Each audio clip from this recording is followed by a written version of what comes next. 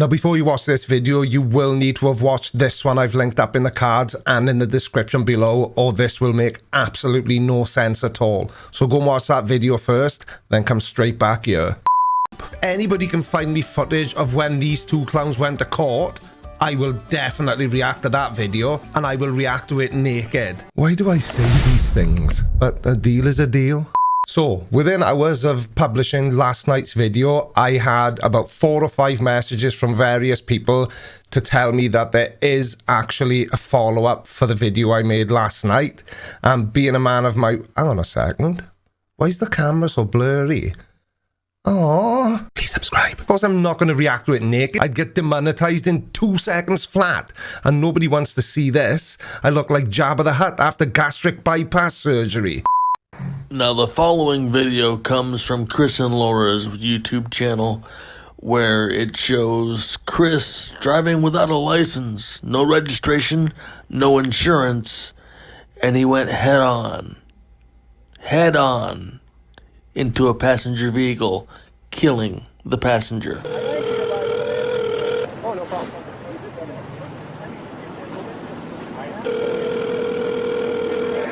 Now, I'm not going to be saying too much in this video because I'll be completely honest with you. The way they behave just completely disgusts me. This is a phone call that they uploaded to their own YouTube channel between one of the police officers attending the scene. I think it's the same police officer that arrested them in last night's video. And they seem more preoccupied with whether he's right or wrong for doing what he's doing right now this second than they do about the poor woman that this ass clown has just killed by driving on the wrong side of the road. He was overtaken in a no overtaking zone and he collided head on with a car, killing the passenger. And even knowing that he's just caused somebody else's death because he is a complete dickhead, they are more interested in still trying to catch out the police officer for doing something wrong. Yeah, it's 3318. I'm calling in. Hey, I take it your dispatcher wants you. Yes, I guess so. Hang on a second.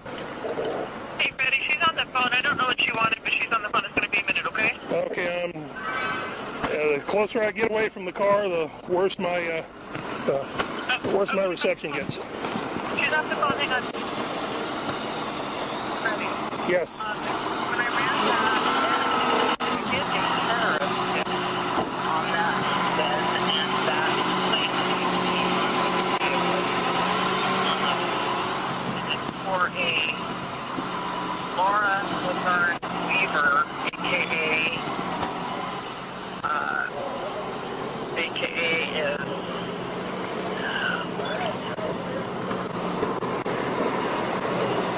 is aka for Laura Walker, which is the guy that listed as the RO of that.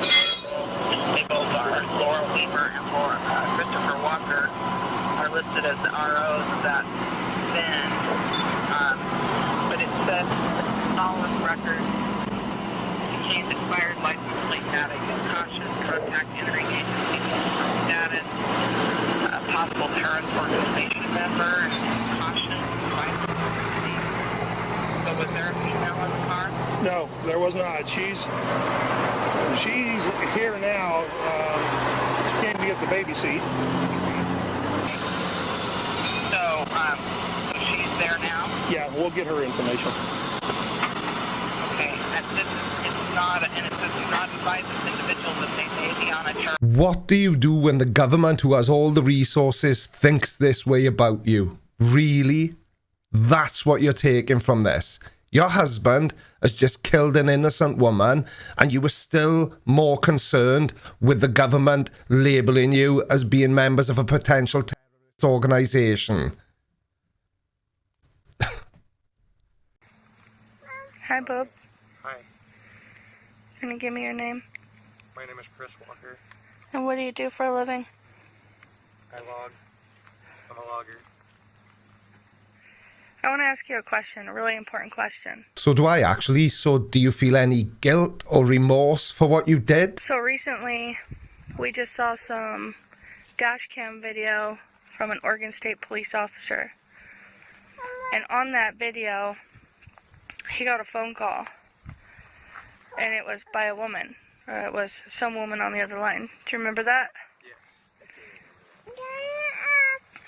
Do you remember what she said? She said that Laura Weaver and Chris Walker are possibly part of a terrorist organization, and that we're on a national terrorist watch list. And what did you think when you heard that? Kind of sucks to be labeled like that through the government, who's dangerous as it is, but at the same time, I'm kind of honored for the aspect in which they think of us as terrorists. Hang on a second. Did he just say he's honoured to be considered a potential terrorist? Really? So no mention. So this phone call that they're referring to was the phone call we just watched a few minutes ago. The phone call between the police officer and a dispatcher from 911 explaining who they were and why he may or may not need to be extra cautious in this instance. It was all just gathering information about who they are as people. And they are clearly the lowest... To call them the lowest of the low is a massive understatement. They are both complete scumbags. They have not once in that statement that they just said even acknowledged that his actions led to the death of a completely innocent woman. Now, I know the crash wasn't because he was a sovereign citizen, and the crash wasn't because he doesn't have a driver's license, but can you imagine how that woman's family would have felt when the police reported her death to them at the hands of somebody who is uninsured, does not have a driver's license, and is just an all-around scumbag? If you're a terrorist for loving your country and loving freedom and just wanting a government to act accordingly, not overstretch its limits, and oppress and hurt the people, then I'll be called a terrorist any day. If you love your country that much, why choose to isolate yourself from it by being a sovereign citizen, you twat? Do you feel like you're in danger when you're on that terrorist watch list? Yeah, it makes me feel in danger every day. Good, I'm glad it makes you feel scared. What about the woman you killed with your car? I wonder how she feels.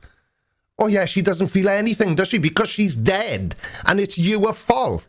What did you do to get on a terrorist watch list? I don't obey unconstitutional laws or statutes.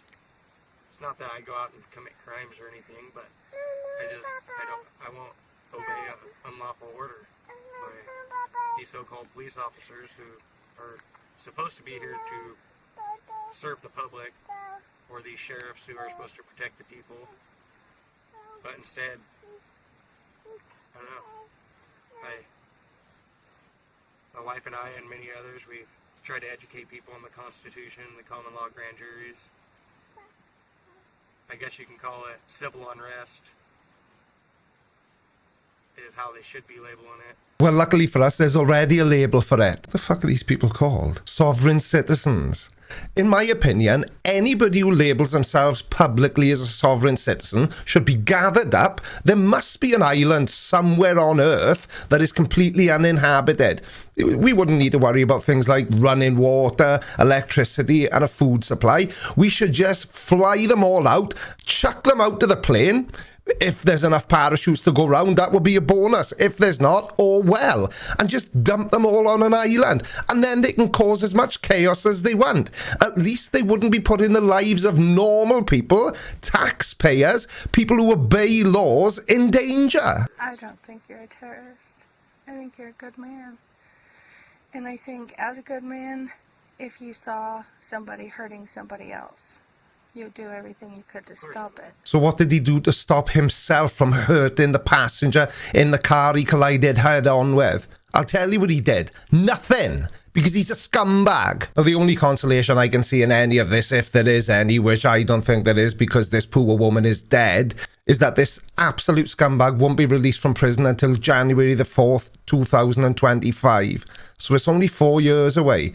And then sadly, he'll be free to go about his day as he always has, as a sovereign citizen scumbag, like every other sovereign citizen.